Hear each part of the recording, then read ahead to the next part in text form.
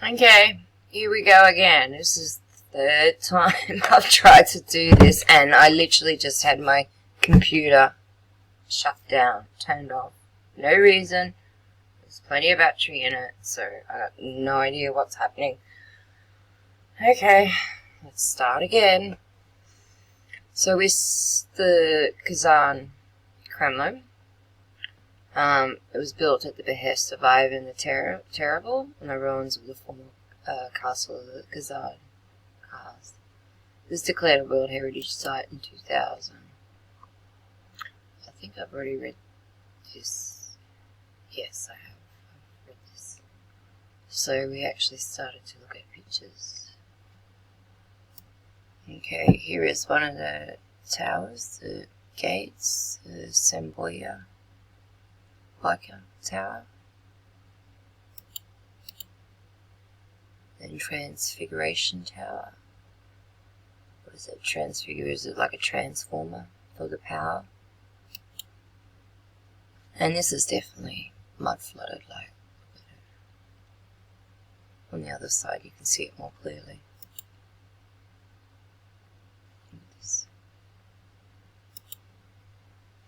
And here, like, look at these windows at this level. Windows are blocked off here. So it's definitely a mud flood building as well. Look at the windows right on the level there. I bet you it's got another 2 floors at least below that. Okay, so here we got the eastern wall, and not, that's almost up to the top of the wall. Mud, dirt, whatever you want to call it. Built up quite high. Look how beautiful this is.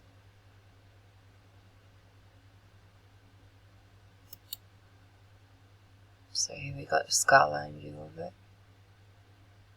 It's one of the gates apparently. It's the transfer tower. That's the other tower on the other side. I think that's the church there. The tombs. 1839. Have a look here.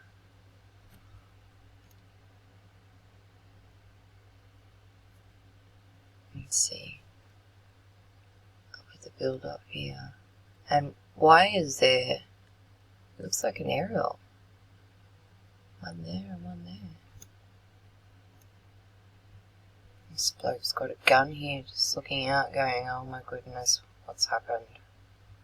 This bloke's chasing this bloke. He's just looking out thinking, oh, what in the world was going on? You know, as always, you can never see much of the skyline.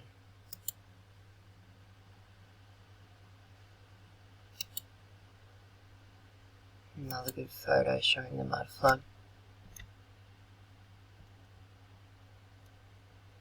Now you look at the towers, look at the wall here, that's how much mud is coming. Like the entry here, they've tried clearing it out. Started clearing it out here. Looks like they've cleared it out here as well to get into one of the entries. Same here. Dug a lot of dirt back. Get in or make a wall to go up.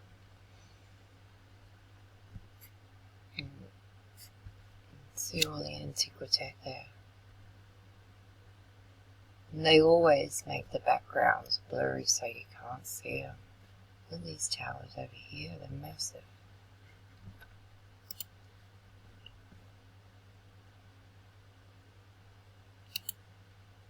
Yeah, this is the other photo to show. House Church.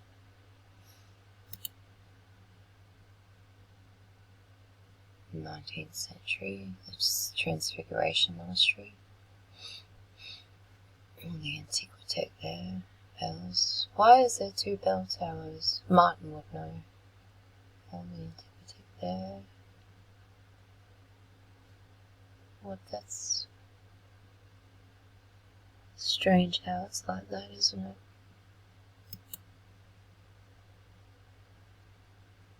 Oh, look up here. Look at these beautiful lights. They're massive. They're so high. Why would you have a street light that high? I just don't get it. Like, if you had to change a bowl, how would you get up there? I know a ladder, duh, I'm not a blonde, but yeah. So here again, you can see it's mud flooded big time. Look.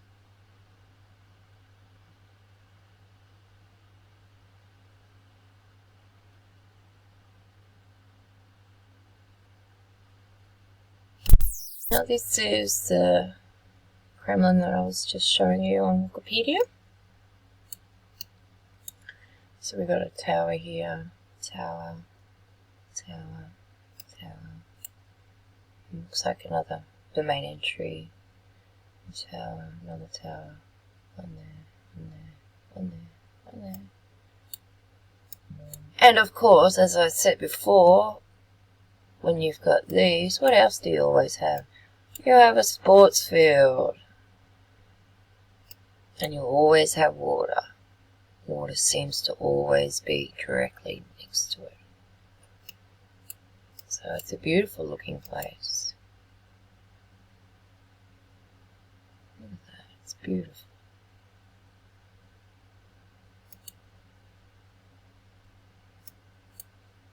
Beautiful tower there too.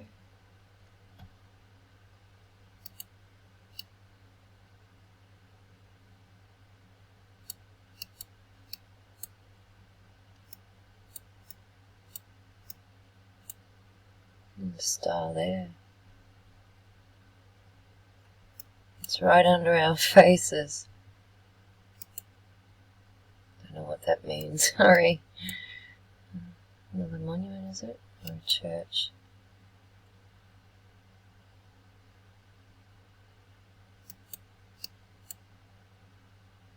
So if you're still with me, thank you very much. I appreciate everyone that takes the time out to watch dating back on an older photo, this looked like a fort, but I'm not even going to try and go back on the older dates because my computer was shut down before. Now this looks like a rotunda, and Global Vision had a really good thought about rotundas, that maybe they're like a teleporting device, and they certainly it could possibly make sense to me. It does make sense, it's possible in my understanding. Look at these. It's weird, isn't it?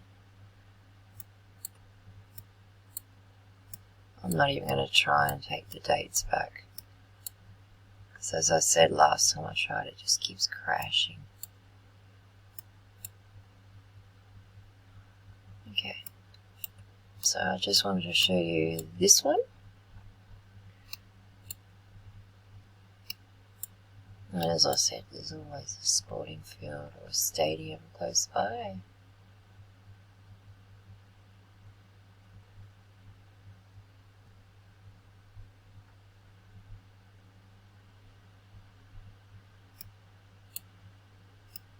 On my other laptop I have all the others marked out. I'm using the touchscreen one. Okay. We've got Ivangorod Fortress. I apologize for saying it wrong. I truly do.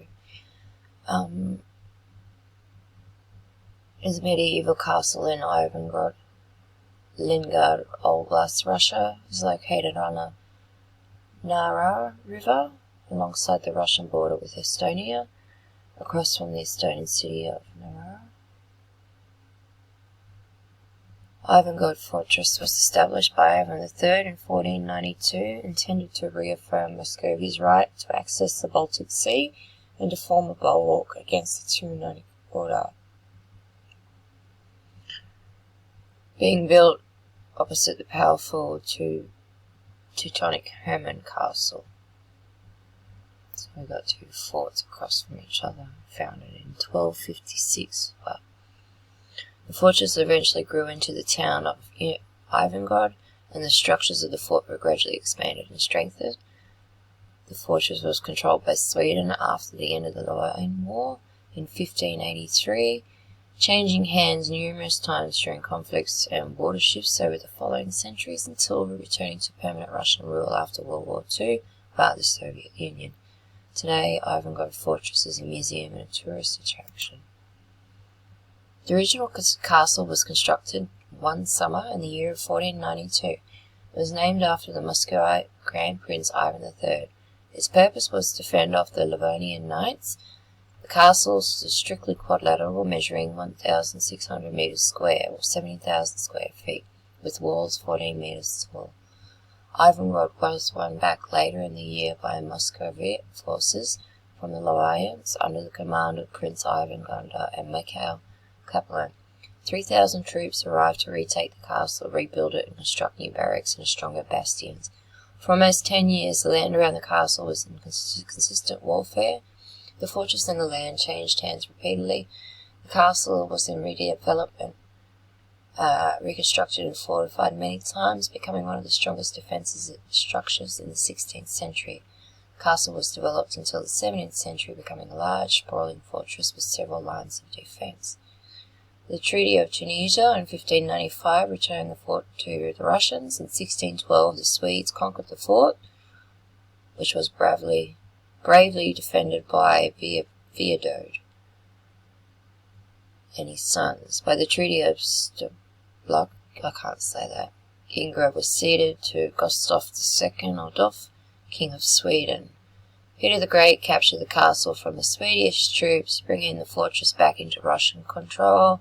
Inside the fortress there are two churches, one dedicated to the Virgin Assumption and the other to St. Nicholas, built 1496, and then the other one was late 16th century, later reconstructed. After the early 18th century military role, the fortress dwindled due to technology advances. In 1728, a review was carried out of the fortress in the area, which concluded that the installation had been neglected and had a low fighting efficiency. An order was issued for the restoration of the Ivangard Fortress, but after an inspection in 1738, the fortress was designated not adequate for defence purpose. 1840, some improvements were carried out. Roofs were renewed. Further improvements took place in 1863 and 1911 to 1914 during World War I. The fortress was captured by the Germans on the 25th of February 1918. From 1919 to 1940, the fortress belonged to Estonia. Despite changing hands several times in the first half of the 20th century, the fortress played no significant role in fighting. Another one. No significant role in fighting. So, during World War II, the was first controlled by the Soviet Union and then by Nazi Germany, 1941 to 44, which established two POW camps within the fortress and left many of its buildings damaged after their retreat. After annexation of Estonia by the Soviet Union in 1940, the Ivangard Fortress was part of the Russian Soviet Republic.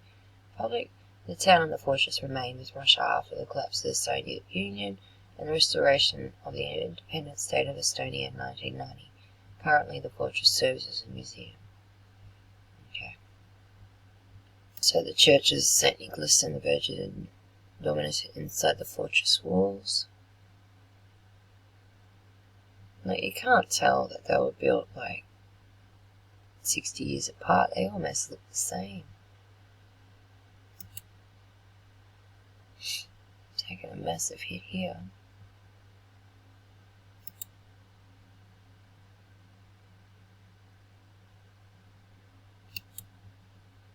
That's a beautiful picture, isn't it? Wow. Always next to the river, isn't it?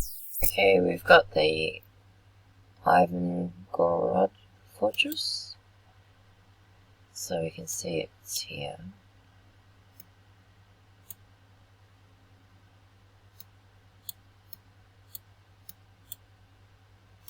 And then directly across from it, we've got this.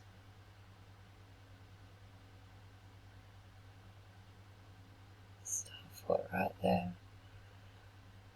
Badly mud flooded too.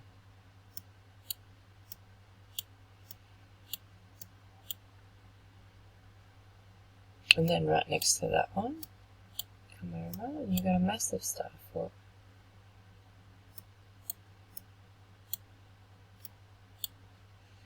So it goes around here.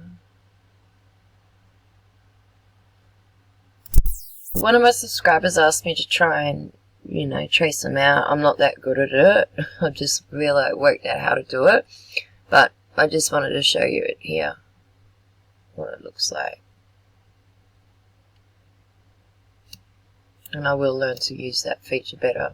Apologise. I won't do it when it's in this mode. Okay, so yeah, that's that bit. And then we got this one over here.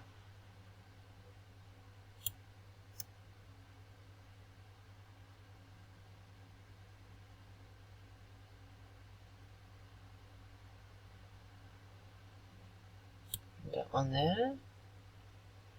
And I thought I might have taken some dates back and got, you know how you get like a star inside of a star.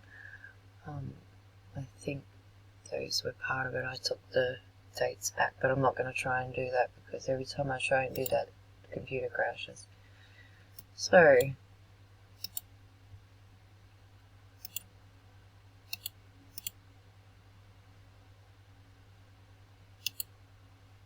no, stop it. Okay, so that was just that bit I showed you. This bit over here is probably part of it as well. It's been moved and changed. I'd say that this was part of it. No, you'd probably find there'd be more over in here as well. There's a church there. Oh, look how beautiful that is. Wow. I dare say there would have been probably something here.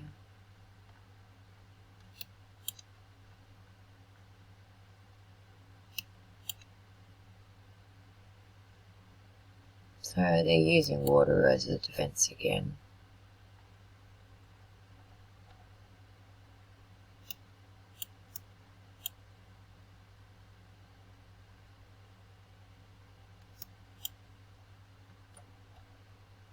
I just hope you guys can see this, what I'm showing you.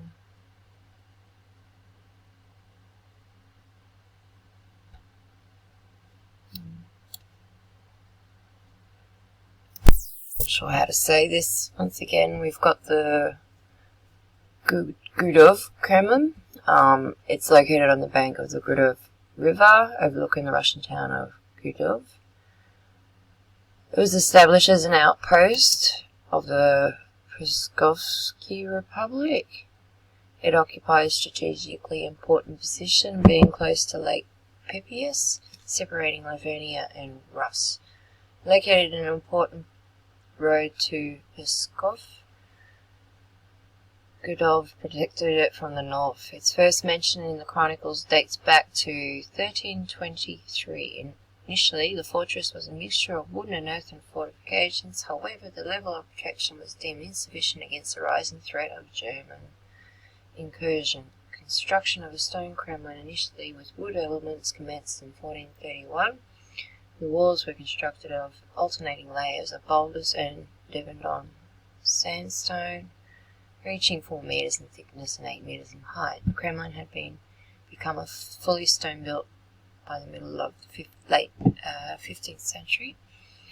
The Kremlin had been attacked numerous occasions by the Germans, Polish and Swedish forces. In March 1480, Gudov was attacked by the forces in the Latvian Order that burned the facade and laid siege to the Kremlin, attempting to literate inflate it in a few places at the same time. Vastly outnumbered, the Gudov fortress had to use every means of defense available to them, from artillery to burning tar and boiling water, successfully preventing the order from reaching its goal. The Ingrian War began in 1610, making the onset of the Swedish invasion. By 1613, the Kremlin was besieged again. Swedish forces managed to capture it, only to lose control of it later that year. In 1640, another attempt was made, with Gustav II Adolphus, King of Sweden, personally commanding the operation. The Kremlin fell again, remaining under Swedish control in 1621, when a peace treaty was signed under the Godolph and returned to Russia. During the 17th century, the Kremlin was continuously damaged by siege. It sustained major damage to its stonework. Signs of explosives have been identified. In 1657, during the course of another Russian-Swedish war, it withstood a siege laid by 8,000 soldiers, led by Magnus Gabriel de la Garde. In 1686, the Kremlin had been severely damaged by fire. By the end of the century, it started to lose its strategic importance. In 1706, Godolph was visited by the Tsar Peter the Great. He ordered the walls to be strengthened, cover them with earth. Currently, the stone towers are also covered by earth. Okay, so the Tsar ordered them. Peter the Great ordered the walls to be strengthened by covering them with earth. What a great excuse. And have been ever since the construction of the town's park took place in the 19th century. Later, in the 18th century, when the Kremlin had totally fallen into disuse, parts of the walls were taken apart. In 1871, the demolition of the Kremlin was temporarily halted by order of Catherine the Great. In February 1944, the Kremlin was razed almost entirely by retreating forces of Nazi Germany. All the structures within the Kremlin walls, including a cathedral with a tall bell tower, with a 52-meter tall bell tower, churches and hundreds of merchants' houses were destroyed by explosives. Only the walls remained. Wow. So it's been totally demolished. Just the walls. I think this is all that's left of it. It's just the ruined walls. Great excuse, cover it up with dirt to make it stronger. Yay, great excuse. And this is the site of where it was.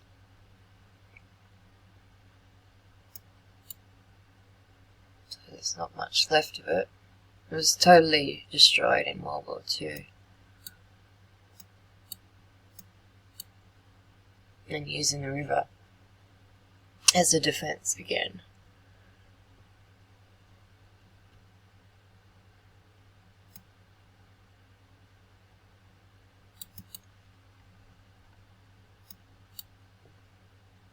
I'm looking for the sports fields.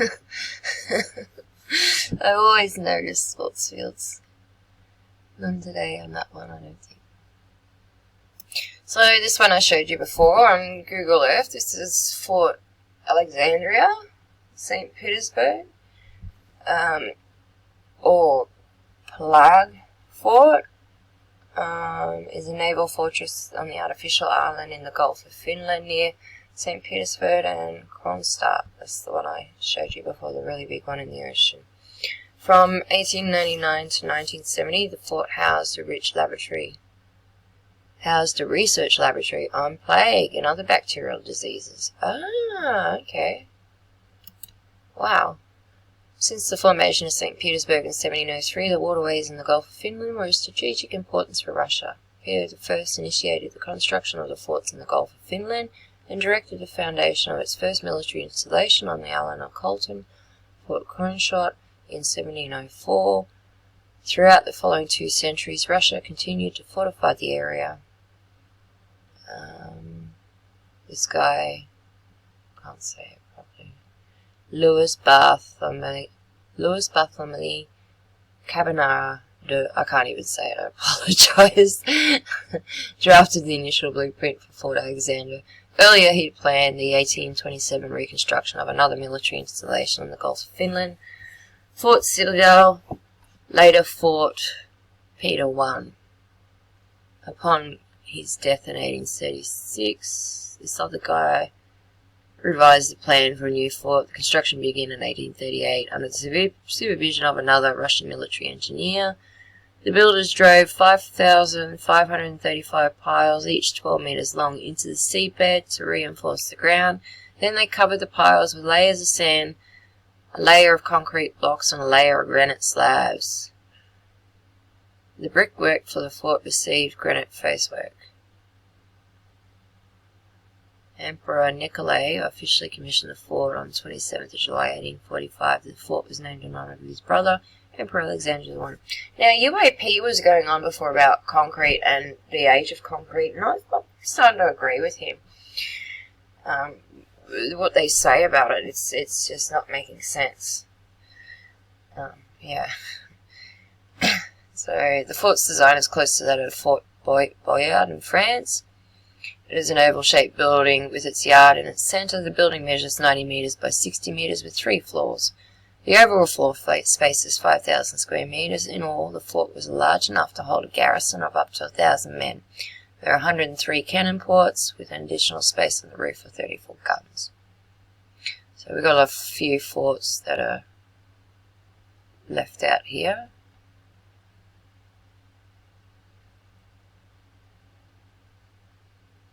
Three or four that are not mentioned. The fort never participated in military action. Still, it played a role in the Crimean War when it protected Russian naval base in Kronstadt against attempts by the Royal Navy and French fleets. Waters surrounding Fort Alexandra and the Kronstadt fortifications witnessed the first ever deployment of naval mines designed by this guy.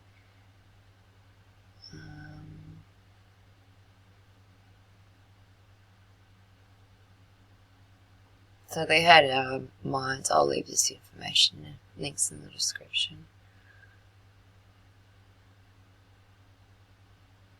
So it never really had any attacks, but it had two where it was on edge.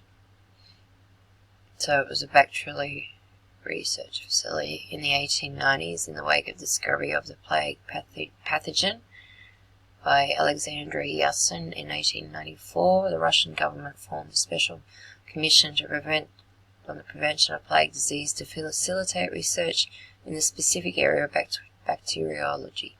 Fort Alexandra's isolation led the commission to establish a new research laboratory there in January 1897. This laboratory was part of the Imperial Institute of Experimental Medicine, now the Institute of Experimental Medicine of the Russian Academy of Medical Sciences. Fort Alexandra was renovated for its new purpose in 1897 to 1899. So the renovations, 789, took 3 years, and some of these, where they're saying it took 2 years to build. Features science library, research labs containing containment labs, stable for laboratory horses, cremation facility for lab animals, and other auxiliary facilities. Research work at Fort Alexandra took off in August 1899 with its mainly focused on the study of plague disease and the preparation of plague serum and a vaccine from the immunized horses. In the following years, the laboratory is reported to have worked also on the development of the serums against cholera, tetanus, typhus, scarlata, and a series of staphylococci, streptococci, scarlet fever, streptococci infections, work with the hazards, and there are 3 pneumonic and bubonic plague cases among the staff members in 1904 and 1907, resulting in 2 fatalities. After the communist takeover in 1917, the laboratory in the Fort Alexandra ceased operations. Research assets were transferred to various institutes in Petrograd, Moscow, and Stratov. Currently it's owned by the Russian Navy. The fort was stripped of its fixtures and abandoned in the late 1990s, early 2000. It was a popular location for rave parties. Since 2005, it's been managed by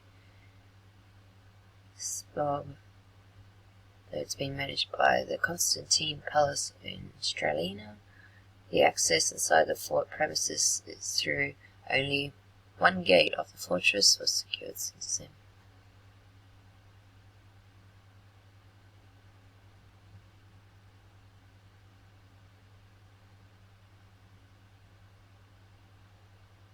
boat tours are available. I never knew about the plague research in there.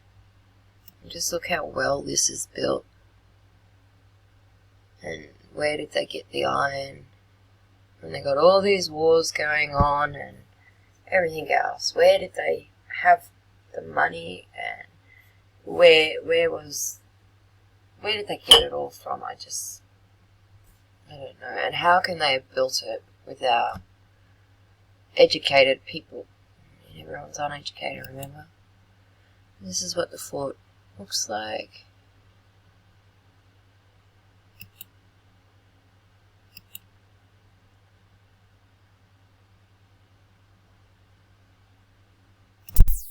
This one is called the Astrakhan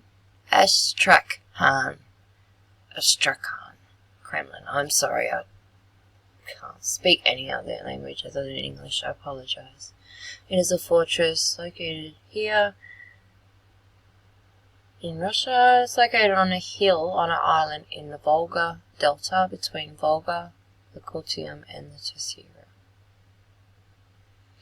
For centuries, this Kremlin was inapproachable. Stronghold in the southeastern border of Russia.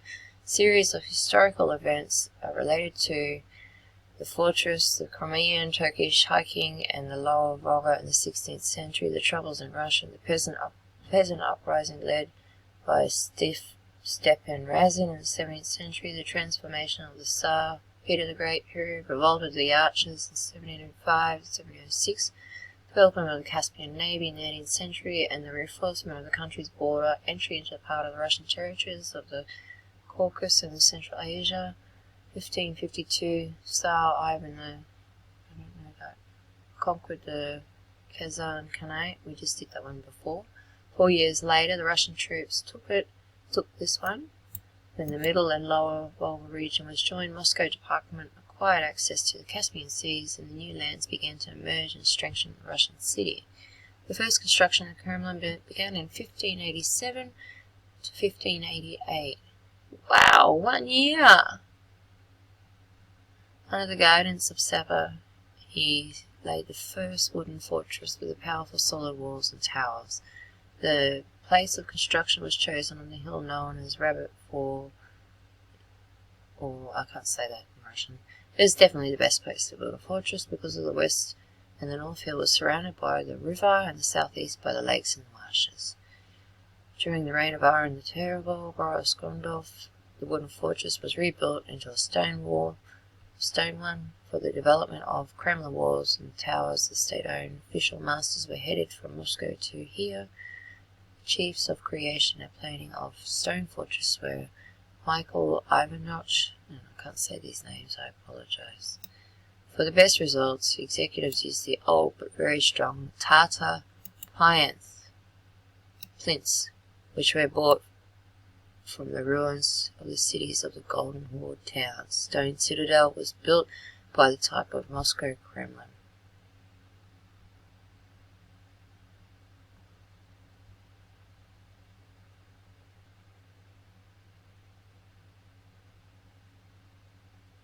I'll leave the links in the description.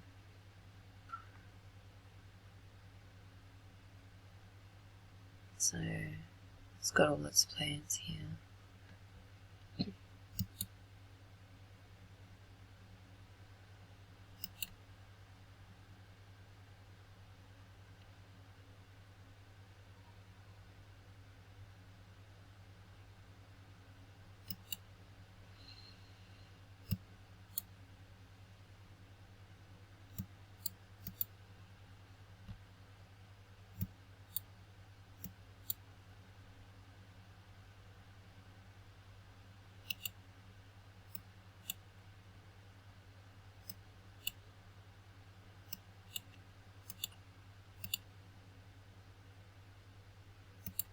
Okay, so what we got here, one of the walls, and it definitely looks like it's mud flooded. Look at that. Unreal. All down here.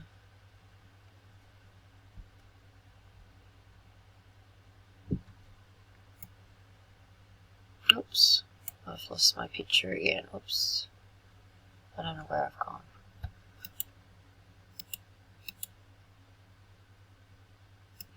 Just walls and towers. Oh, look how beautiful that is. The bell tower. The antiquity here. Look how big this is and how small these people are. Look at the beautiful antiquity up the top here.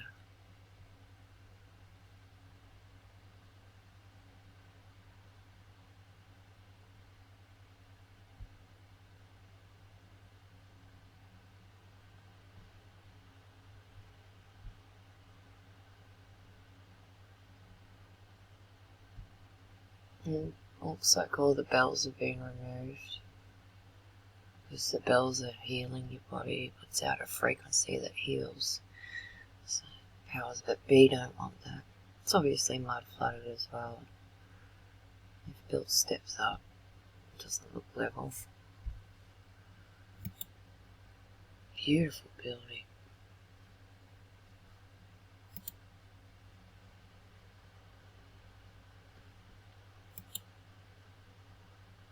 Yeah, looks like all the bells are gone. It's still sitting there.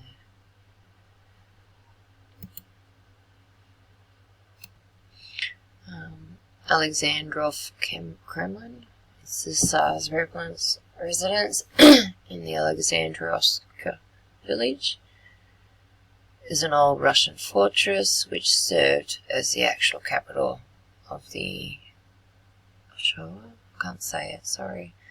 in the Moscow state from 1564 to 1581. It was situated on the current territory of here. The village dates back to the middle of the 14th century. Grand Duke Vasily III had a country palace built there and used to bring his family and the entire court to it. The palace did not survive. The cathedral was sanctioned in 1530 and later it was blessed anew as the Trinity Cathedral. Its appearance has changed somewhat since the 16th century. Some of the architectural details such as windows etc. belong to a later period. Originally red brick and white stone were used on the outer decoration of the cathedral, but brick parts were later painted over. Some of the interior fresco paintings date back to the 14th century, as do the white stone carvings on the interior portals. I have a terrible move to the Alexandria fortress since 1565. The residence was immediately fortified with a bulwark, sort of what we call with the bastions or the ravelins, wooden walls and a moat. The village became the actual capital of the country. This place was founded there, and the march on the Novgorod Republic started from the village. As Novgorod was looted, Ivan brought the famous gates of St. Sophia Cathedral, 1336, to the village, and had them installed in the southern entrance of the Assumption Trinity Cathedral. The gates combine religious and fantastic subjects. There is, for instance, the image of the centaur. The gates were made with the use of old technique, in which the door was first carved and then rubbed with a mixture of gold and mercury. Okay.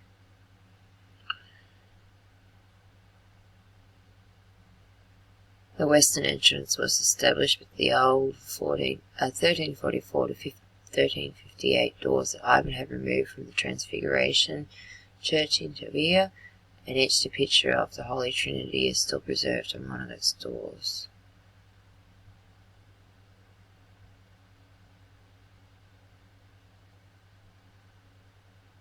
The Kremlin was also the place where the Tsar received ambassadors from many countries from Europe, such as Sweden, Denmark, Austria, England, and I don't know that one, Polish state.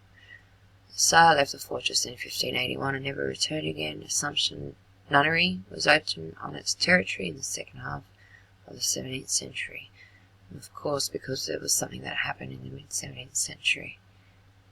So they turned it into an orphanage probably. During Soviet times the fortress was a former nunnery. It was used as a museum. At present the territory of the Kremlin is shared by the museum and a revived nunnery. So it still has a nunnery. Here we have a etching done, 1598, published. Oh no, etching by Theodore Dolbery. He died in 1598 and was published in 1627. Okay, so 1598. This is what it looked like.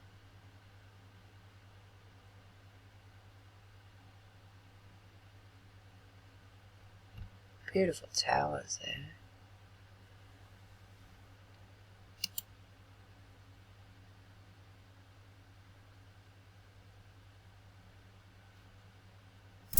We have what's left of this one. Once again it's protected by water. And look, once again we have a track, a running field. I just don't get what it is with the running field.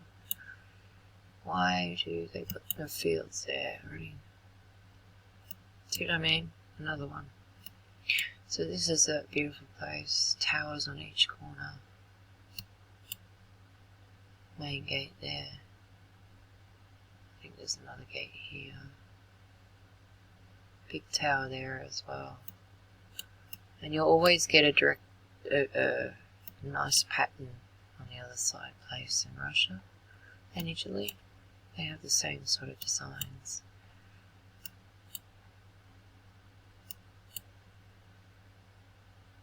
So I just wanted to show you that one.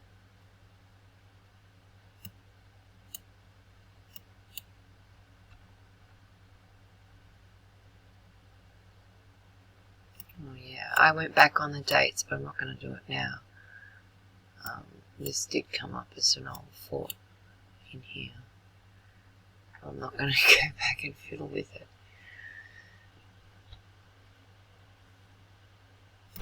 Share upon my reading before I come across this. I come across Siberian Tatars and all this. Now, this is really interesting, and this shows once again about Tartaria. Okay, let's have a look. Tatar was once the 5 major tribal confederations on the Mongolian plateau. In the 12th century, the name Tatar was first recorded on the Oghonhorn inscriptions. King Twing, I can't say that, and this guy, monuments referring to the Tatar Confederation. Subsequently, the wider region was referred to by Europeans as the Tartary or Tartaria. So,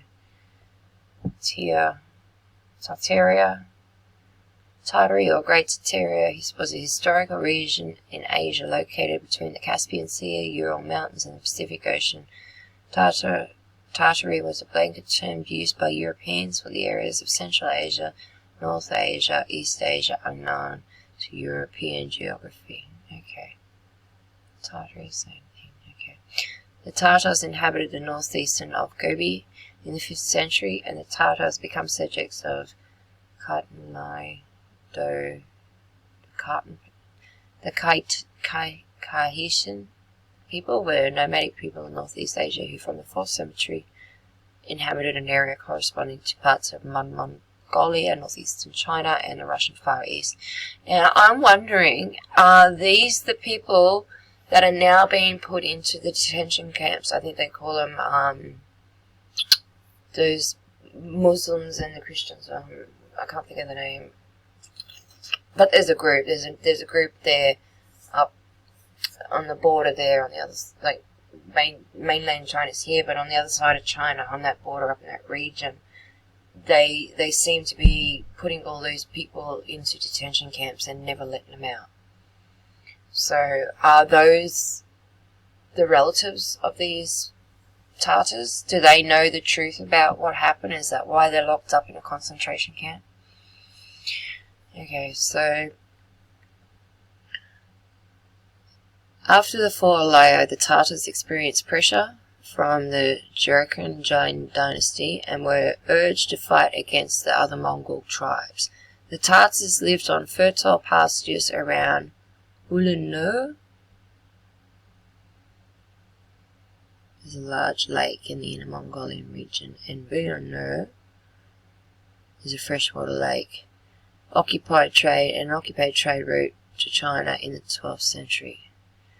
After the establishment of the Mongolian Empire, the Tatars were subjected by the Mongolian Empire under Genghis Khan. Under the leadership of his grandson Batuhan Khan, they moved westwards, driving them to many of the Turkic peoples towards the plains of Russia and the Turkic migrants. Their name was used by Russian and Europeans to denote Mongols, as well as Turkish people under the Mongol rule, especially in the Golden Horde. Later it was used for any Turk or even Mongolic-speaking people encountered by the Russians. Eventually, however, the name stuck onto the Turkic Muslims of Ukraine and Russia, namely the descendants of the Muslim Bulgars, Kipchaks, and Kumans, and the Turkicized Mongols, or the Turco-Mongols. Nogayas? Are they like the Nagis? You know what Nagis are? As well as other Turkish-speaking peoples, Siberian Tatars. I had a look at Siberian Tatars before. So I just thought I'd show you this. It's really interesting, if you want to have a look.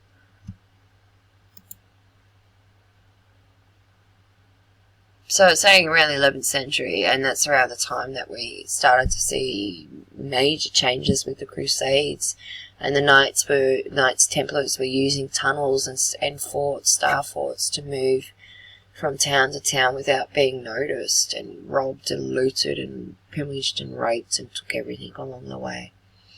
So this is what they're saying is the empire. So what I mean by the people is what was just written. They were sent westward. So is that those people that are now being locked up in the detention camps? I really just wondered about that.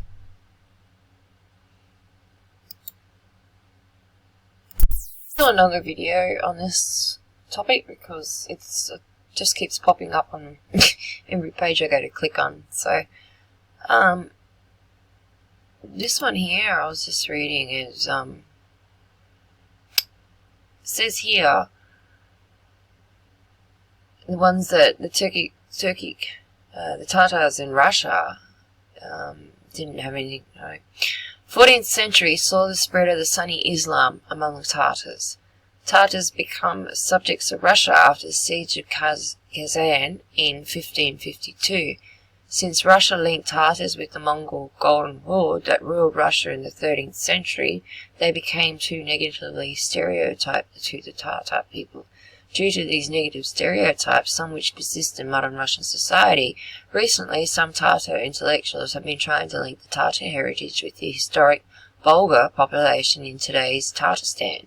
Russians were using the Tatar anthronym during the 18th and 19th century to denote all Turkic inhabitants of the Russian Empire. However, the Turkic peoples of the Russian Empire before the emergence of the Soviet Union did not usually self-identify as Tatars. Up to the end of the 19th century, Volga Tatars mainly identified themselves as Muslims until the rehabilitation of the Ether rhythm Tatar occurred. Russian officials used literary Tatar language to interact with the Turkic peoples of the Russian Empire before the end of the 19th century. Volga Tatar role in the Muslim national and cultural movements of the Russian Empire before the 1917 revolution is significant, and this situation continued even after 1917.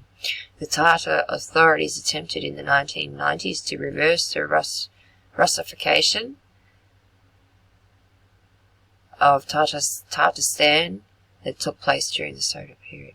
Russification or Russification is a formal cultural assimilation process during which non-Russian communities, voluntary or not, gave up their culture and language in favor of the Russian one. So it's assimilation. So I just found this really it falls into the Chinese. I'm trying to think of the name of those people. I'm looking lots of them up. In the 1921 to 22 famine in Tatarstan was a period of mass starvation and drought that took place. SAR ASSR is the World War of Communism policy in which 500,000 to 2 million peasants died. The event was part of the Greater Russian Famine of 1921 to 22, affected other parts of the USSR, in which 5 million people died in total. So I just wanted to show you that.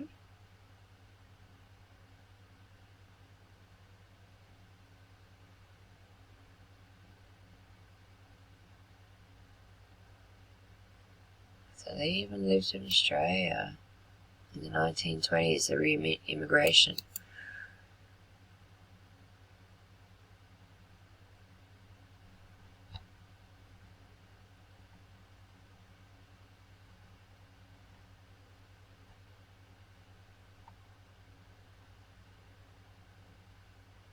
So Ivan the Terrible subjugated Tatars and forcibly converted many of them into Christianity.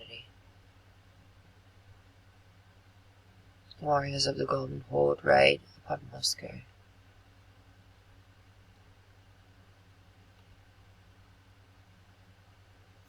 One I showed you before, it's part of those forts on the ocean. So look at this, it's a railroad gun at the fort. It's massive. It's absolutely huge. Like, I don't think people of stature at 6 feet tall built this. I think people that were like a bit taller built this.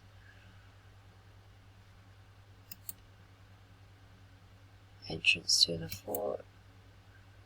Memorial at the fort.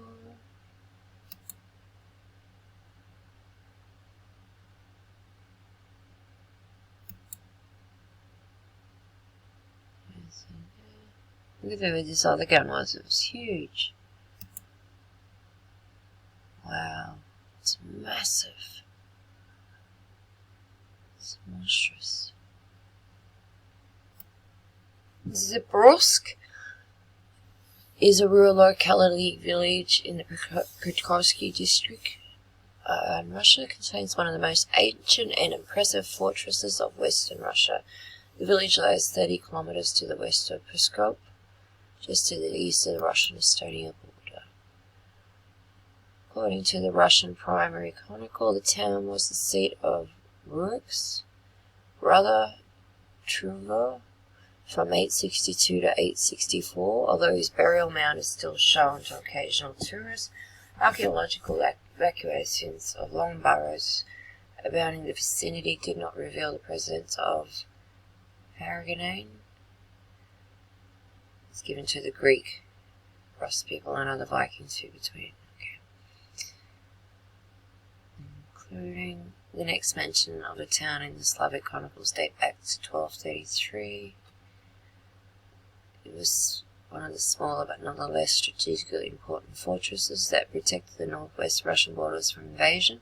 The fortress was supposed to be impregnable, which is why the seizure of it in 1569 by a small Lithuanian regiment came as such a shock to the then ruler Ivan the Terrible that the relative ease and suspicious circumstances of the seizure of the fortress deeply troubled the already paranoid Ivan. In the dead of the night, Teterin, a Russian turncoat disguised as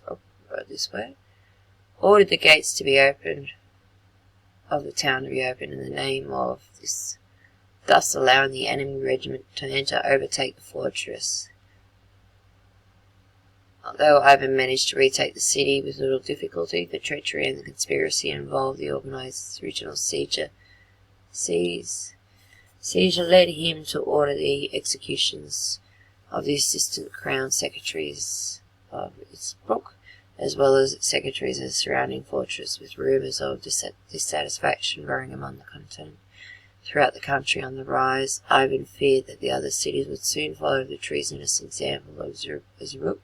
The proximity of the town to the cities of Novgorod and Pskov coupled the questionable implication on Novgorod's chancellery administration. So, poor people got executed. Okay.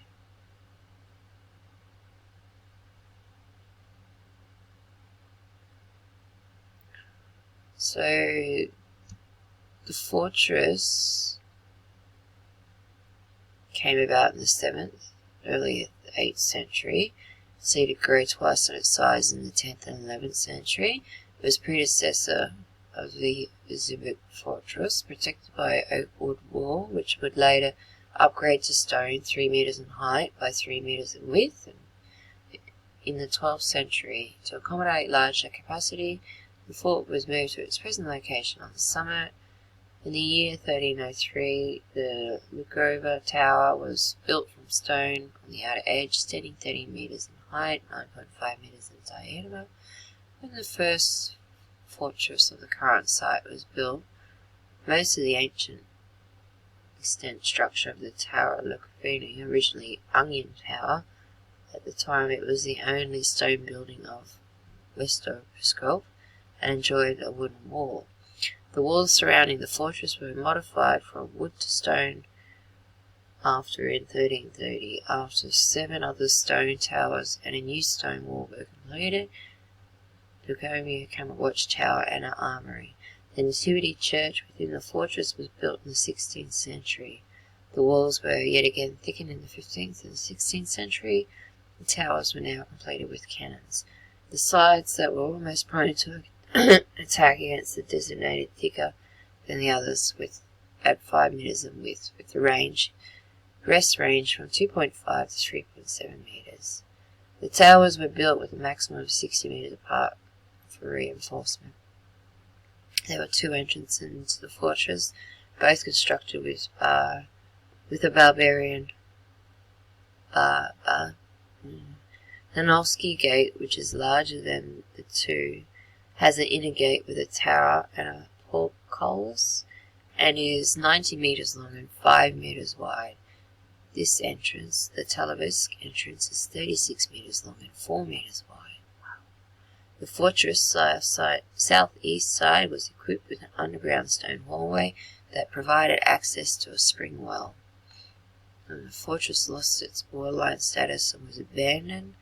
Due to the inclement weather and the climate of the region, the fortress faced deterioration. First renovations of the deserted fortress were carried out in 1842 after the order approved by Nicholas I. Recent restoration of the fortress, completed in 2012, was accompanied by gross embezzlement of money, and the fortress was severely damaged. On 15th of March 2016, Gregory Pomak, Deputy Minister of Culture Russia, and 2 other officers of the Ministry of Culture were arrested for criminal charges relating onto the embezzlement. The repair and the archaeological works are still in process. Near the fort is a museum of stone crosses. Although Dvurgustov is mostly destroyed, a small part of the wall remains today. 2002, the fort was nominated to be part of the Russia's World Heritage tentative list.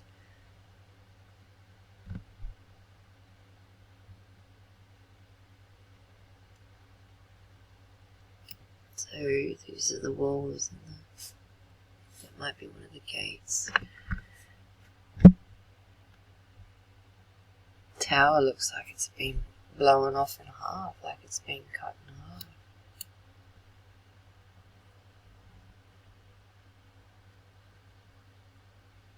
More for these flag poles. They're not flag poles. There's another one right next to it. It's nice. Obviously mud flooded. Look how uneven it is.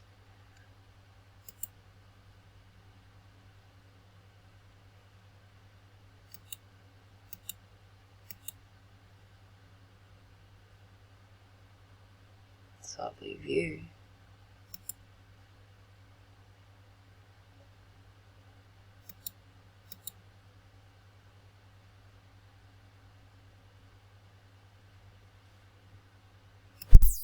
So here we got it here.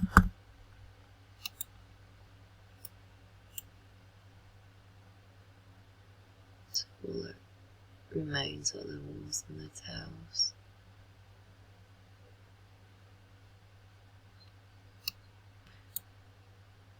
At least they don't make up some silly lie that it was built in the 18th century or something like that, like most of them do.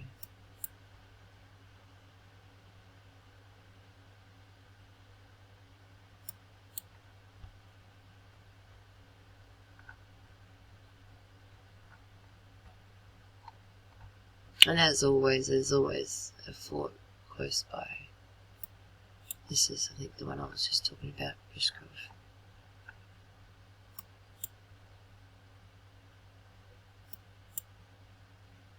And then Novigod's on the top bit of it on the other side. I think this is, I think I've showed you this one. I'm not sure.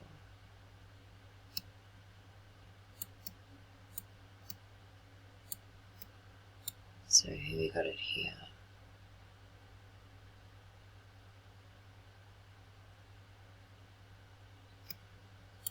That design again.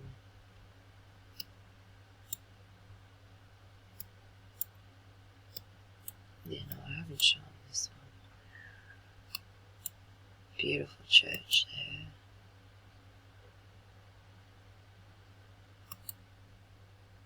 Normally they have a thing to get a photo of. It's not responding again. So I'm not changing the dates of photos or anything.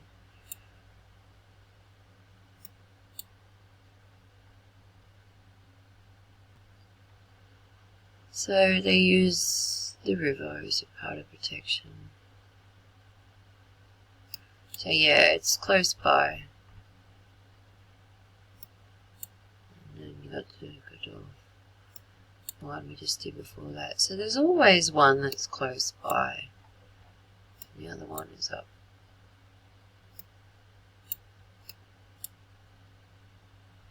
in here.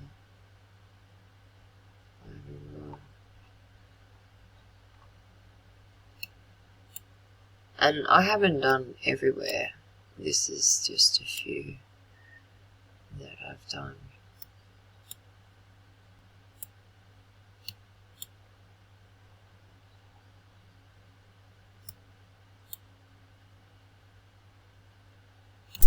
I just wanted to show you guys this one because this one was one of the first ones that I did, and I think I've gotten confused, but it shows you the fort in the sea, you know, the Soviet base. So it was constructed in 1890 to 1906.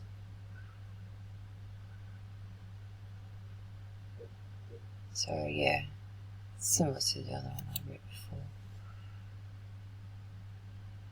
Naval Cathedral. Oh, the Antiquitech on this. Wow. Filled with abandoned fortifications. Oh, look at that beautiful one.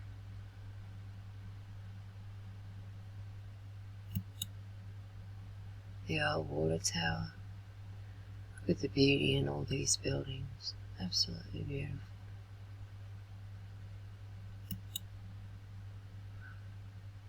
The first battery on the North Forts.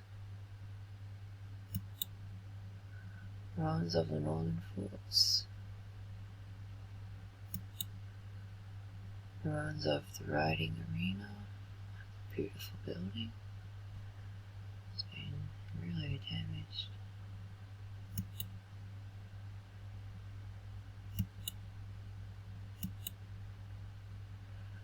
So I'll just show you them. And once again it looks like the forts have been turned into sports fields. So here we got some gun placements. A bit of a moat.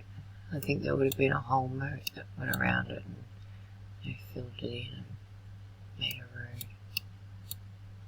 So yeah, I did get confused because the one I just showed you is totally different. So I'll just show you this one quickly. As I said, there seems to be fields and athletic stuff on these places. Yeah, my apologies. This is Kara Tosa here. I'm not sure if it's right, but it does look like there was something here that's being destroyed. Looks like it was part of it here. You've got those garden-like designs again.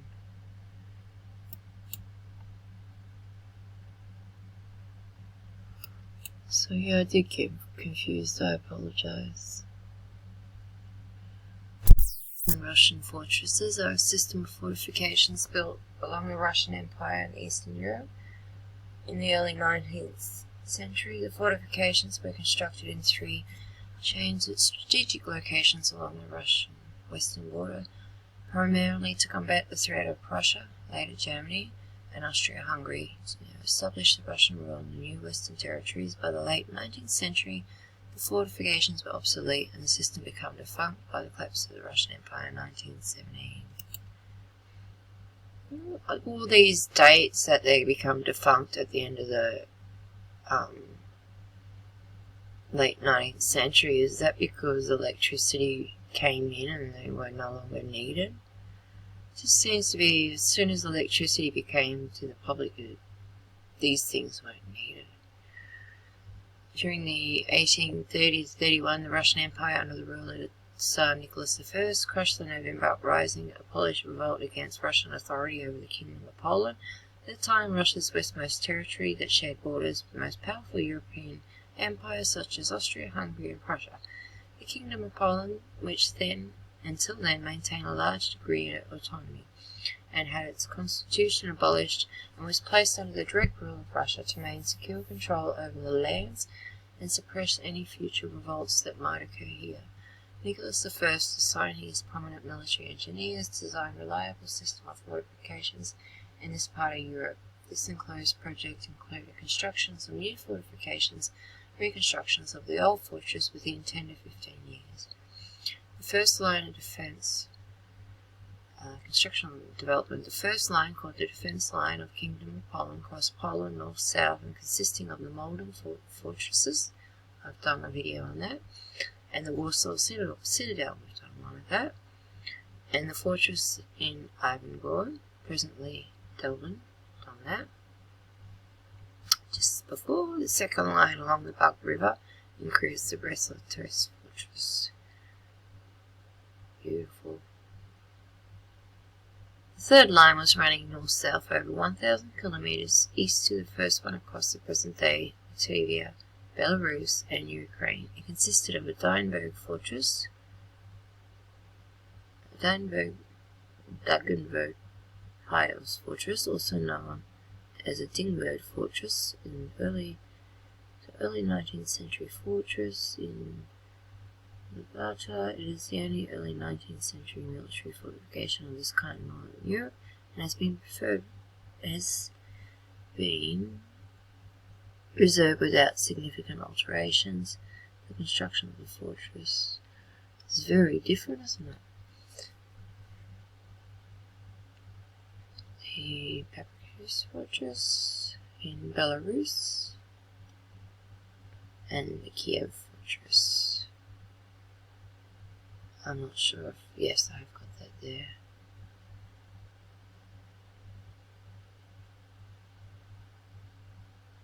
The Babruysk fortress is a historic fortress in the city of Babruysk, Belarus, that was built between 1810 and 1836, one of the best surviving examples of fortification, architecture and design in the first half of the 19th century. The fortress was constructed in the historic centre of the city at the confluence of these two rivers. It was one of the western fortresses. I just clicked on this link because I was on that page. 1810, Tsar Alexander I sent out his military engineer, this guy, Theodore Nebert, to find a suitable site for building a fortress somewhere on the river in order to prepare for the looming threat in Western Europe. However, after his investigation, he advised his superiors that a more strategic position would be on the shore of the river near Baburisky. The decision was approved by the Chief of Military Engineers, Count Karl Opperman, who at the time had the authority over all Russian forts. On June 4, 1810, the Tsar issued an order for the fortress to be constructed. This guy had resigned for health reasons and replaced. So the man that done the designs for the fortress in 1810, after the Tsar allowed it, had to resign for health reasons. Okay, so that's around the date that we think something happened. The early fortress comprised of 5 bastions, multiple soil ridges, water channels. The basis for the fortress was the Jesuits' house. Okay, and a smaller Polish fortress which were built earlier. Only partially completed, the fortress had to face Napoleon's invading army in the summer of 1812. After the French army captured Minsk, General can't say this word, I apologize, took command of the fort in the city of Rus, which served as a holdout for the retreating Russian forces. The soldiers from the Second Russian Army were provided with food, and the wounded received medical treatment. After that, they were ferried by the Sky to Smolensk, where the main Russian army was stationed. The Sky remained in the fortress and oversaw its defense. The city faced an attack by the forces of General the Polish commander of Napoleon's army. The siege lasted 4 months. However, the fortress held until the French forces began their retreat.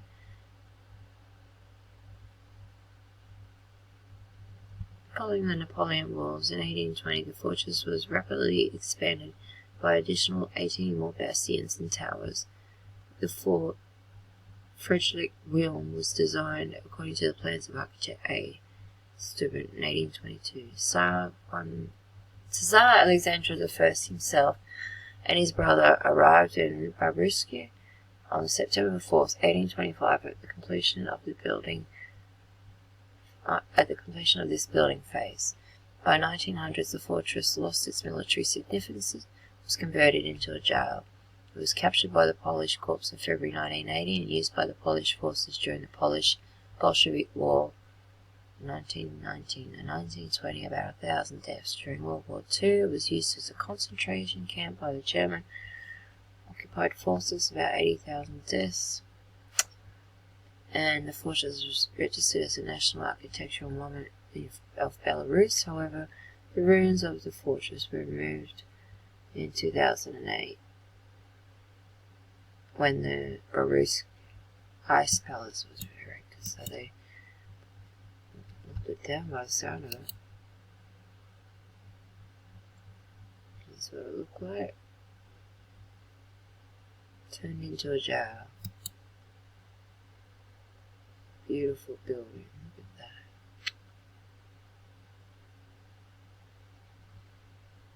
Here's some earlier photo of the fortress in 1811. Don't know if it's 1811.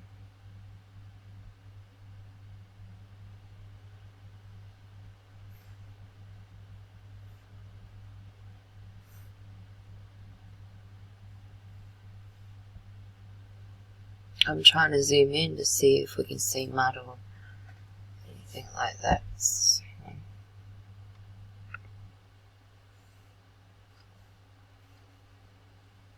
No, it's not going to let me zoom in.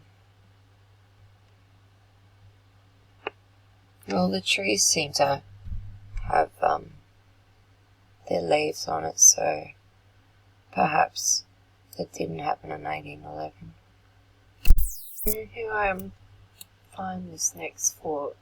You can still see a bit of the ravelin here, still left. I wonder if that was part of one. I don't have another one.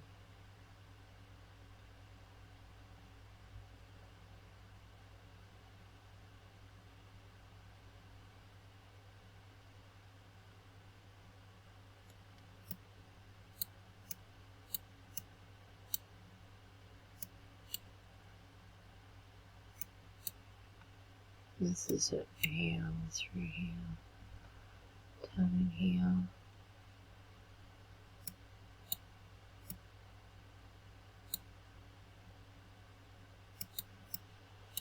Comes in here. Looks like another part of it. Looks like all along here.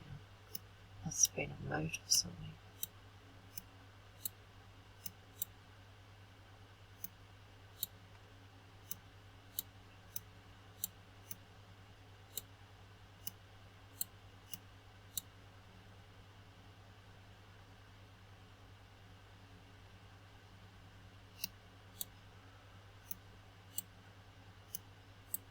Can't go back any further in the dates for the photos either, sorry.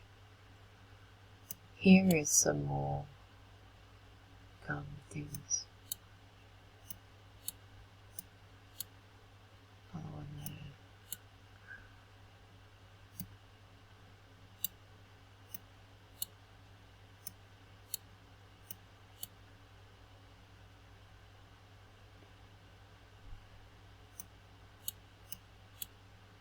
No, I think the whole thing is this area here.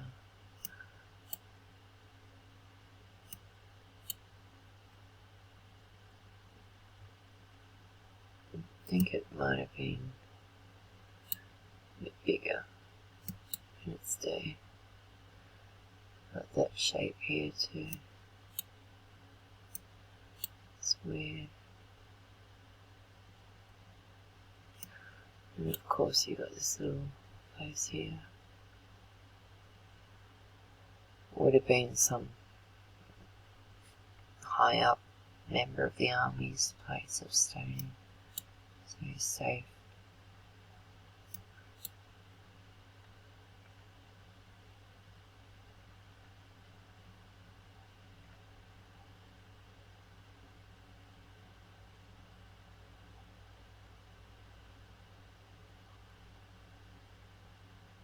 Okay, here we got Brest Fortress, Polish, formerly known as Brest-Litovsk Fortress. It's a 19th century Russian fortress in Brest, Belarus. In 1965, the title Hero Fortress was given to the fortress to commemorate the defense of the frontier stronghold during the first week of the German-Soviet War when Nazi Germany invaded the Soviet Union on June 22, 1941, with the launch of World War II's Operation Barbarossa. The title Hero Fortress corresponds to the title Hero City that was awarded to the eventual total of the 12 Soviet cities. So you can see how it's set up in the 1830s. The Brest Fortress has sustained its original star-shaped fortification since its construction in the early 19th century. The citadel, the core of the fortress on the central island formed by the Bug River and the two branches of the Markaps River. The island was skirted by a ring of two-story barrack with 4 semi-towers. 1.8 long barrack comprised of 500 rooms to accommodate 12,000 soldiers within thick walls built from super strong red bricks. Originally there were 4 gates to enter the citadel. Today only Column Gate and Chespil Gate can be seen. Most of the part of the barrack lies in ruins. The citadel was surrounded by 3 fortifications as bridgeheads that were made up as branches on the Markaps River and moats, ditches fortified by earthquakes 10 metres high with red brick crissmates inside. The 3 fortifications were named after 2 towns. Russian name for the city, Korbin in Belarus, Trespol in Poland, and Violin in historic region of Volhyt. I can't say that name. Located, it's beautiful, wow. Located in Ukraine. The Korbin fortification was the biggest in the fortress. Located in the northeastern part, shaped like a horseshoe, featured 4 fortification curtains, 3 detached ravelins, and a lunette.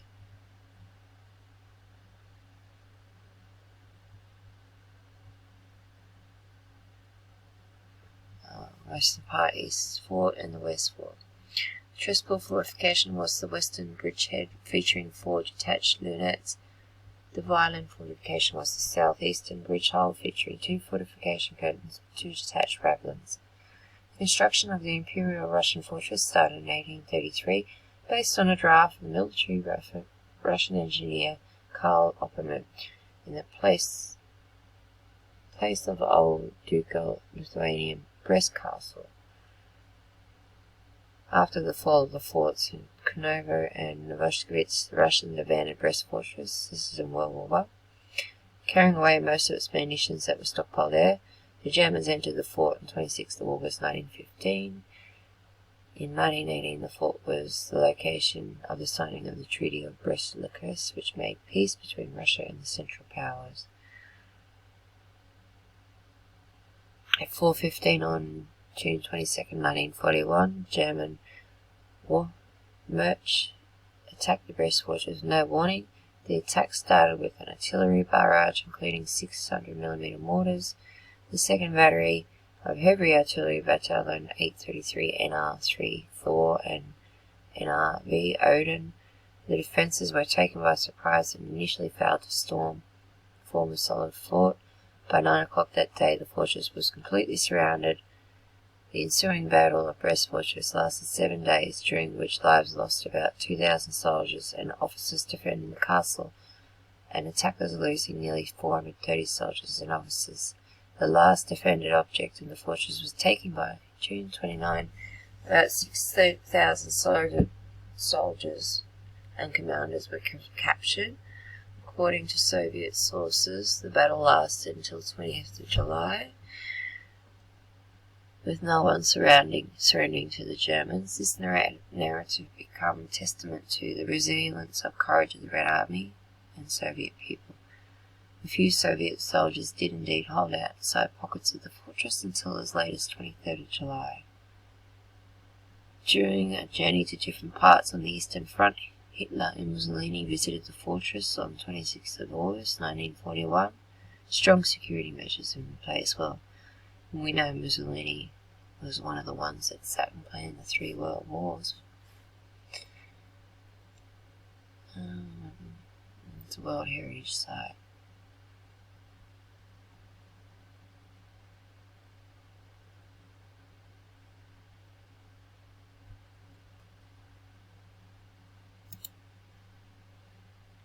It's massive, but it looks like a Tartary building too, Tartarian building. Massive.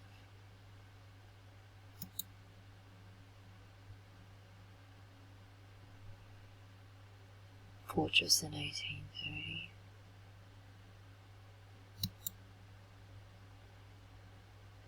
Fortress in 1941.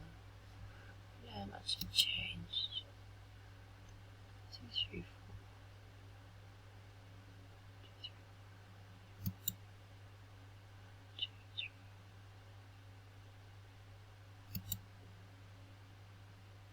Copy of an inscription found inside the citadel. I'm dying, but I won't surrender. Farewell, motherland.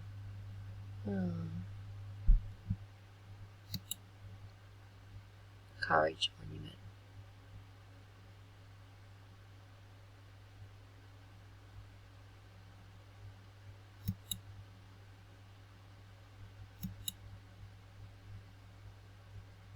Wow. Have it. We've got the citadel in the middle.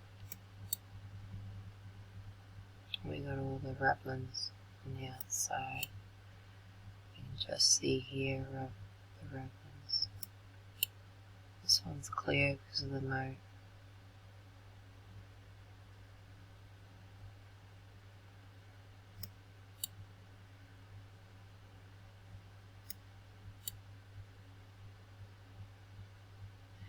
And then it comes over here,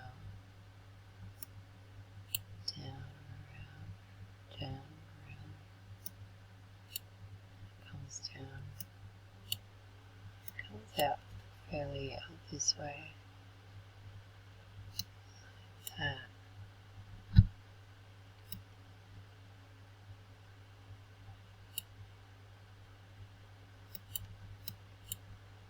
Yeah, you can see it. It's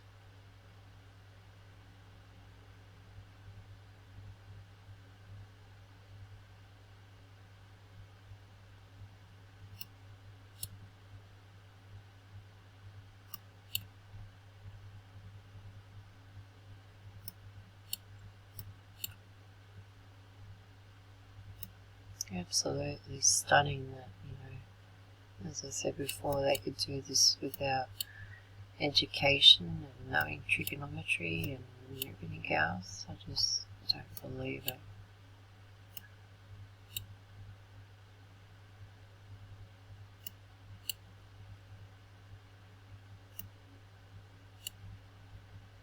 Looks like these go down.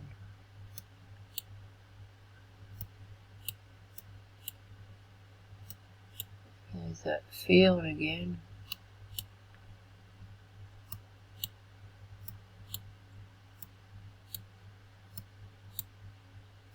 I think there's much on the Ravens there. Can't see many guns. And 500 rooms in the barracks.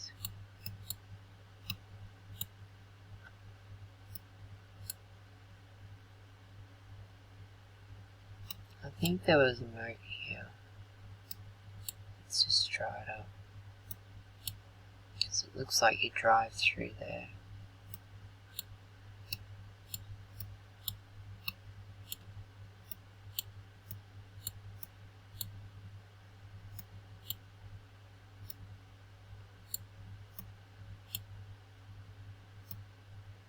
Looks like another entry point there.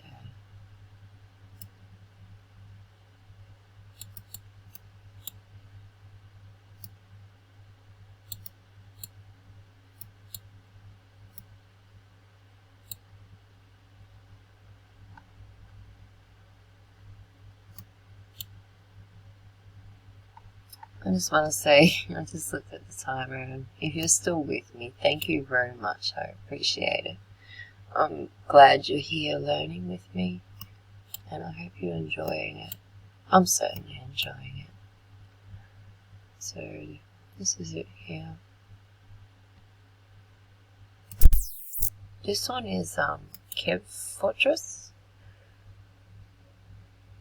Ukraine. Kiev Fortress, I can't say it. It is in a complex Russian fortifications in Kiev, Ukraine, built from the 17th through to the 19th century. Construction began after the 1654 council in here. On the site already existed a fortified monastery of here. Look how big it is. Wow. It once belonged to an extensive system of Western Russian fortresses. I just looked at that. It existed in the Russian Empire. The Kiev Fortress complex features many separate fortifications. And here, I'm just really sorry, I can't even pronounce this. I'm not even going to try. I don't want to offend anyone. These three, located in various cities and districts. Currently, most of the remaining structures have received historic designation. The main fortification associated with the Kiev Fortress is located at the Historic and Architectural Museum. Is a hospital fortification. Having lost their military importance in the 20th century, the buildings continued to be used as barracks, storage and incarceration facilities. Some of them played independent historical roles. Become a prison for the political inmates of the 1900s and 1920s, and was later turned into a Soviet museum. It's now the centre of a modern museum. A small fortress built in 1872 on the legendary Bald Mountain in 1906 became a place of execution for convicted political inmates, is now a landscape reserve and part of the museum complex. The fortress complex consisted of four main areas: the western side, which had a hospital fortification, and the fortification. The northern side had this area, including government barracks and garden barracks. The southern side included this, the Camp Pritchett Citadel, with Laura. On the southern side, it was reinforced with 4 lunettes, and further to the south, the Sermonets fortifications on this island. Across Dnipro was located a brick factory. There were 7 round or semi-round fortified buildings, conditionally called towers. 3 of these towers were part of the Vasy Kiev fortifications. One semi-tower is part of the hospital fortifications. I want to apologize for saying these names wrong, I really do.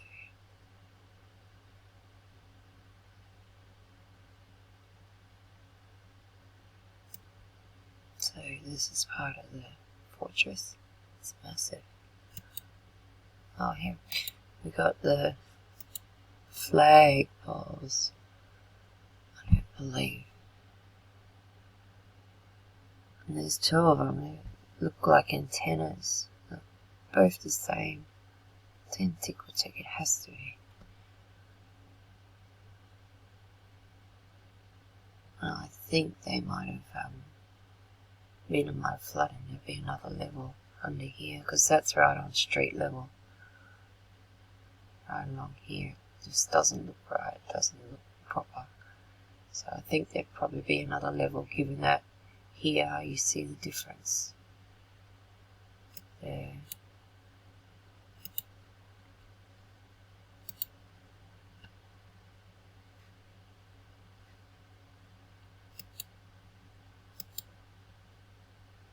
So here we are, 1830 map of the fortress.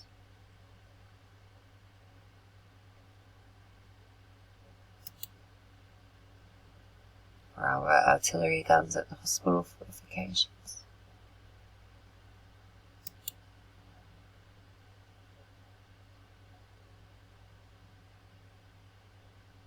So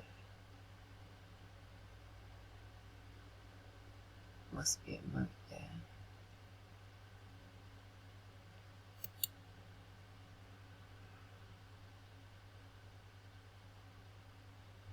How deep it is, like compared to the level up here. It's a few cultural layers. The main gate to the hospital fort. I detest hospitals, I dislike them. So yeah, you look here. To me that looks like Antiquitech energy device. Free energy. Or aerials. They tested in Australia at the forts in Adelaide. They tested the short range radio and discovered that they could speak between the forts. They could get up to 4 miles wireless radio in the mid 1800s in Adelaide. So I'm thinking that perhaps I know the fax machine has been around since 1850 or so, so I'm thinking that wireless tech was definitely around. The main gate and the wall to the hospital fort, viewed from the east.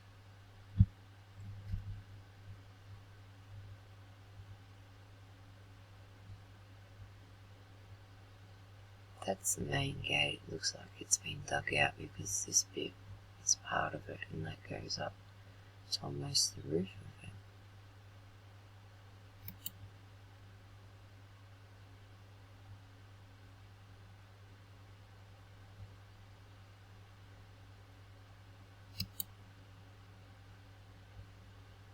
Skew Capnia.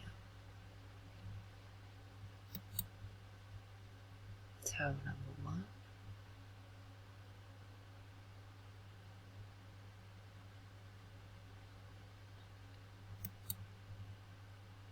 Round tower number 2.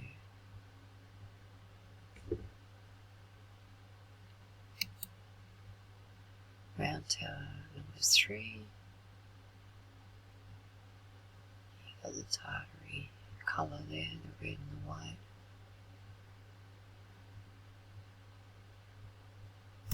So here we got the Kiev fortress, and again I just want to say, look what we got right next to it. Okay, so you got one button there.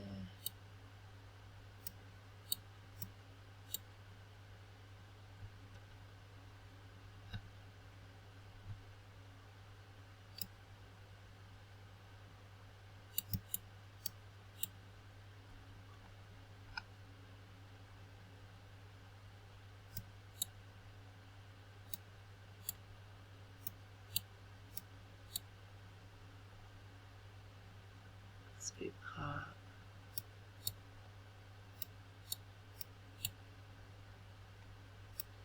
Here's one of the round ones. Here's another one. And there's the third one. And what's this? I wish I could read Russian. Maybe someone can let me know. Might be a big water tower or something. So, and then we got the beautiful parks. Always a beautiful park.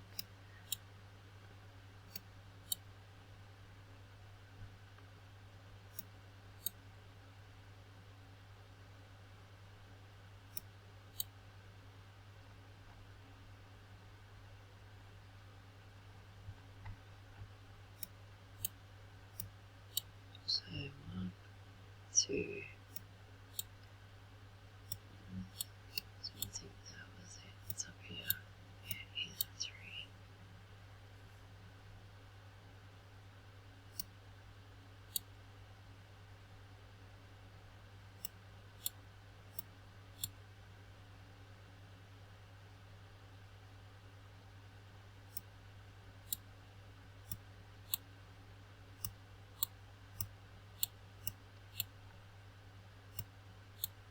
It's different in the shape of it. It started off in a starfort shape, but then it's just changed.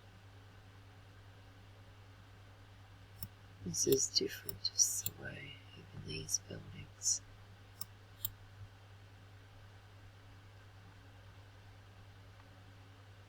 Of course, the running track. And another one. And another one.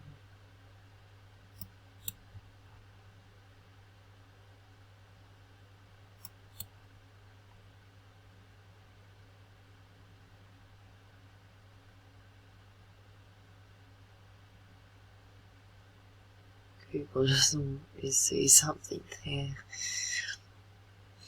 This one is, I can't say it. Torgapils? I don't want to offend anyone.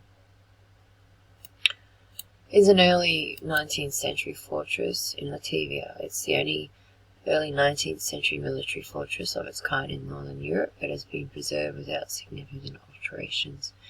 The construction of the fortress began in 1810 by the decree of Tsar Alexander I of Russia, in the atmosphere of increased tension before Napoleon's invasion of the Russian Empire in 1812. Construction of the fortress, due to Napoleon's invasion, lengthy delays, serious floodings, slow construction work was only completed in 1878. So they're using Napoleon as an excuse for the lengthy delays.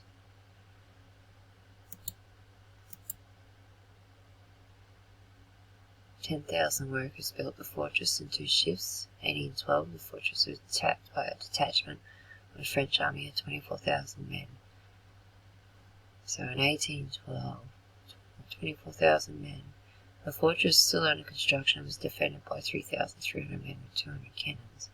The fortress was a significant modern military centre under the Russian Empire for a long time, being the defence base on the western frontier of the Russian Empire, the direct route taken by the Russian nobles and royalty from St. Petersburg, then the capital of the Russian Empire, to Europe, led right through the city of here, then named Dianaburg. Dianaburg Fortress was the place for the rest of many nobles.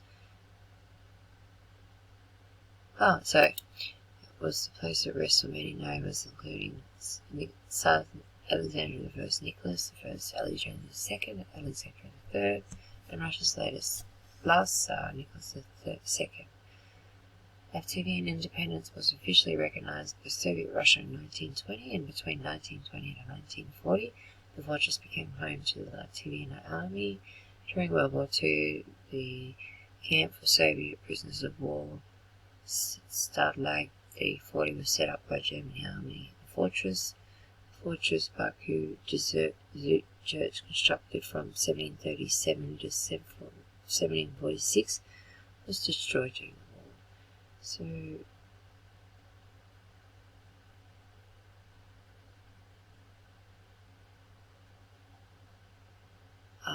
quite architecture. Reformation. Okay. So we've got Nicholas's Gate, and of course we've got the burr with the active charge. Pump house. Commandant's house.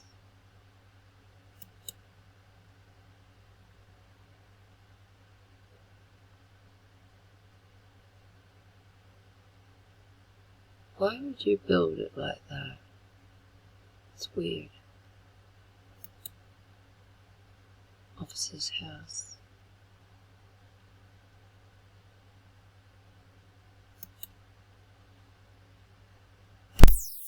Okay, so here we've got lots of, I can't turn the date back, I can't see any date I can get. We got one here, another one here, another one here, and of course we've got the aerial again. Up there.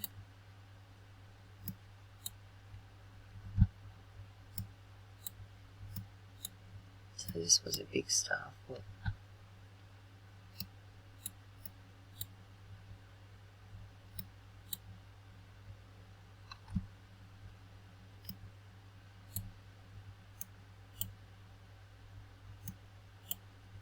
I think this would have been a way to get into the fort. They say it would have a tunnel that would go in and under, because this moat would have been filled. So this is what it looks like.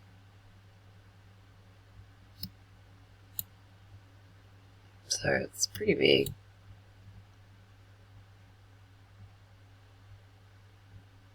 And then, you know, you got these ones, and you got the other little ones on the inside.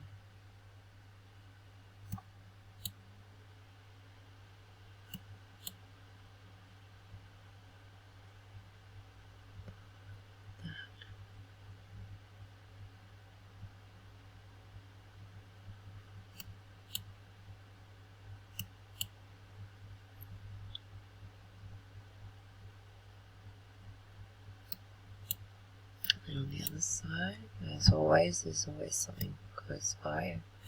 It's like this. On the other side, we've got the resort here. Can anyone tell me what this is? I'm trying to work out what it is. Oh, it looks like an aerial, but what is this that goes around the edge? Is it a pipe? What is it? It goes all the way around. Seems to be some sort of aerial or something poking up there. Goes all the way around. That would have had a moat all the way around at some stage. Something there, tower.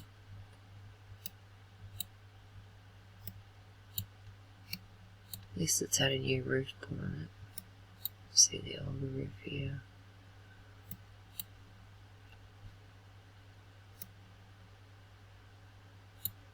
I've tried to see if you can see any places where the tunnels to get in would be, but it's very hard to see on these maps. Sometimes you can spot them.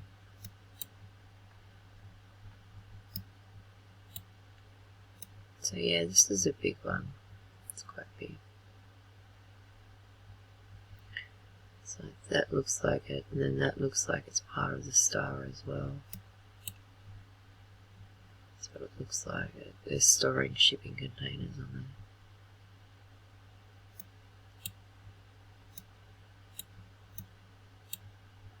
So I just found it interesting. This looks like another one of those running tracks. Must be for the people that live there and work there, exercise. I can understand that on the basis, but I don't understand why you have them so close elsewhere. Okay.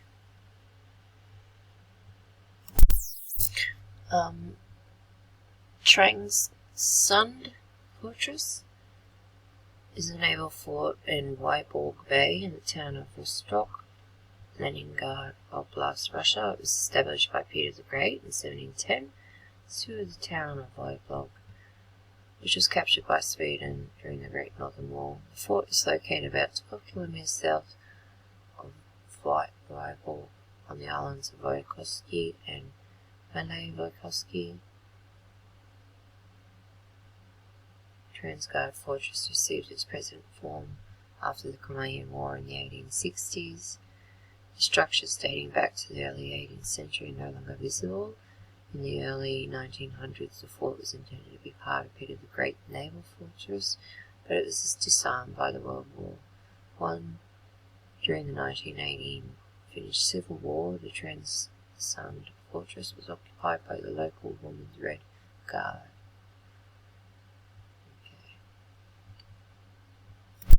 Okay, this is the one here.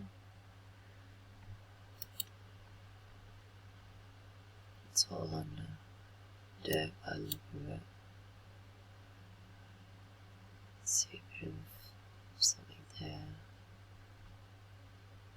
Might be a raven there. Might be one of those half-shaped forts. The Solovetsky Monastery. I know it's Solovetsky Monastery. Sorry, I've said it wrong. It is a fortified monastery located on the islands in the White Sea in northern Russia. It's one of the largest Christian citadels in northern Russia before it was converted to a Soviet prison and labor camp in 1926 to 39. It served as a prototype for camps in the Gulag system. The monastery has experienced several major changes and military sieges. Its most important structures date from the 16th century when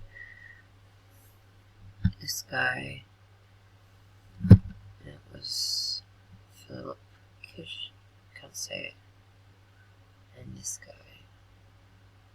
Okay. So it was founded in 1436. Monastery lived on the island from 1429 to 1436, considered to be co-founders. Later become the first monastery. Excuse me.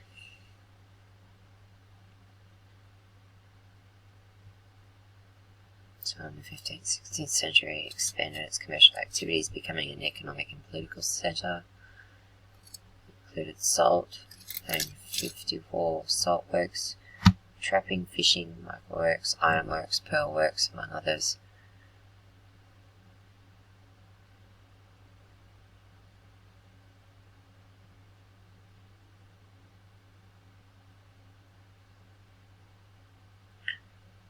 It had 350 monks by the 17th century, 600 to 700 servants, artisans and peasants. It's one of the strongholds and old believer of the Rascal.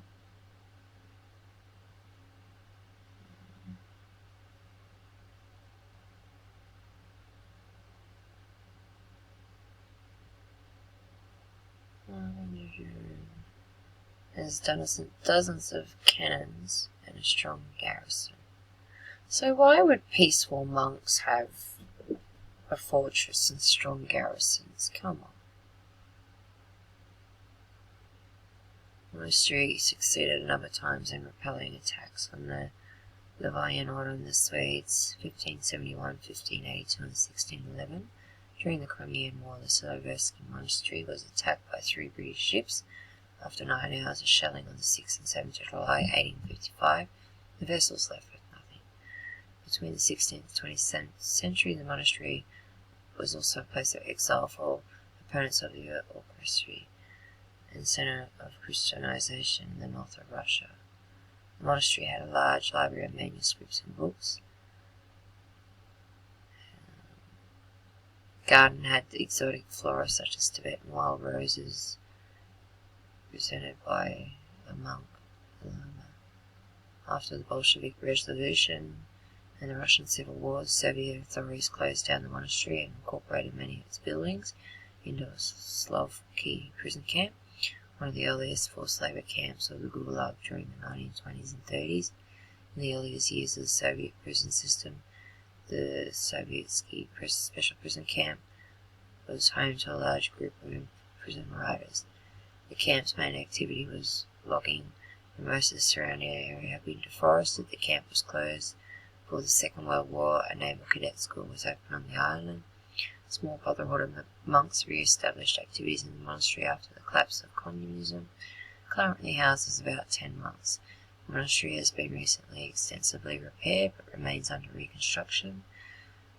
It's also a historical and architectural monument museum. It's one of the first Russian sites to have been inscribed in the UNESCO World Heritage List. The monastery is surrounded by massive walls with a height 8 to 11 metres, thickness of 4 to 6 metres. The wall incorporates 7 gates, 8 towers, built in 1584 to 1594 by an architect named Tifon. Many of the huge boulders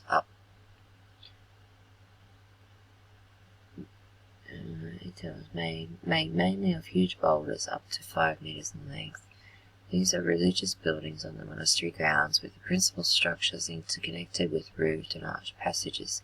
They are in turn surrounded by multiple household buildings, living quarters, including a refectory,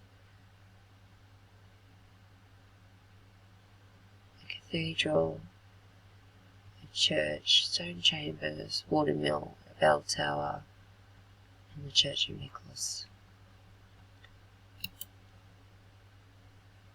So here it is in 2009.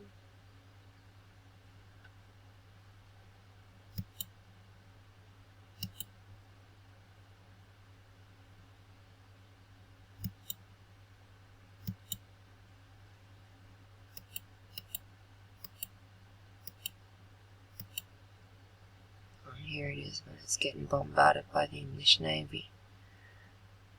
They gave up eventually. Since when do monks dress like this? It doesn't make sense. It doesn't fit the narrative. Monks are supposed to be peaceful. They don't wear those sort of clothes.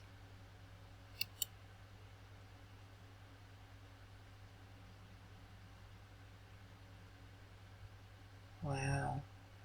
Saint Eliza, unknown, January 13, 23, 1656, has a vision of the future. Patriarch Nikon. Horion becoming a snake after Nikon started criticizing the Brotherhood. He subsequently banished Nikon from the monastery, which would soon become an old believers. Okay. Monastery in the 1780s. Massive.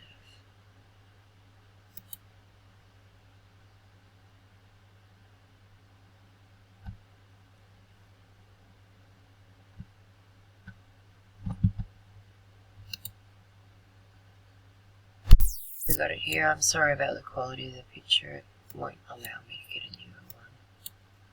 So it's in the shape of star fort.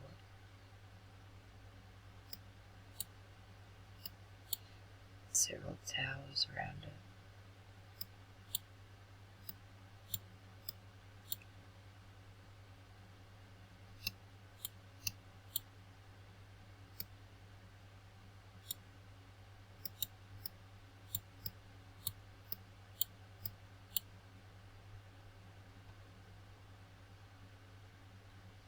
Why, I don't get it. Now watch what Google does, right?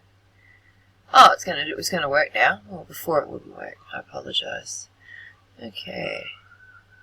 You can see it much clearer now.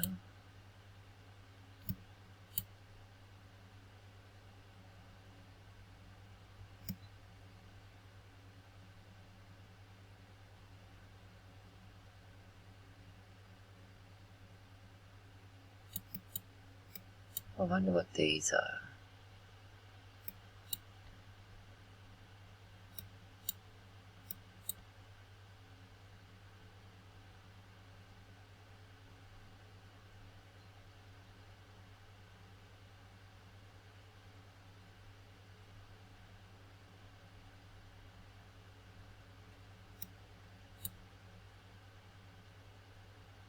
got lots more to go through. There's so many in Russia. Same as India. I started doing video on India. I've had to take a break. There's just so many. Same as Russia. I've been doing this for a while. I've been marking them out on the map, and there's just so many. Unreal, I mean,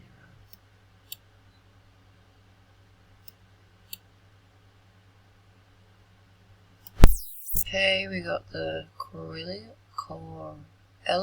Fortress, town of Pyrotsky, Leningrad Oblast, Russia. The original fortification was built by the Karelians, but the castle seen today is from medieval times. It was first mentioned in a Novgorodian chronicle of 1143 as Korela, and archaeological digs have revealed a layer belonging to 12th century. Swedish chronicles first reported the settlement Kruppsholm in 1294. Until the 16th century, the fortress belonged to the Novgorod Republic, followed by Muscovy. Novgorodians built the current stone bastion and towers in 1364 after fire destroyed the original fortress in 1360. During the Swedish Novgorodian War in 1314, a small Karelian force recaptured the fortress from the representatives of Novgorod. They invited the Swedes to keep it against Novgorod. However, they reconquered the fortress. The fortress was confirmed as belonging to Novgorod in the Treaty of Nottenburg of 1323.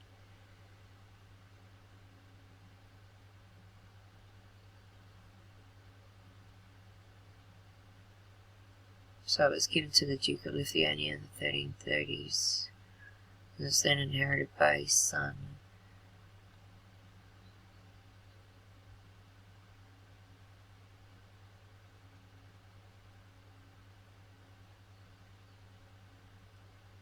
So, yeah, not much there.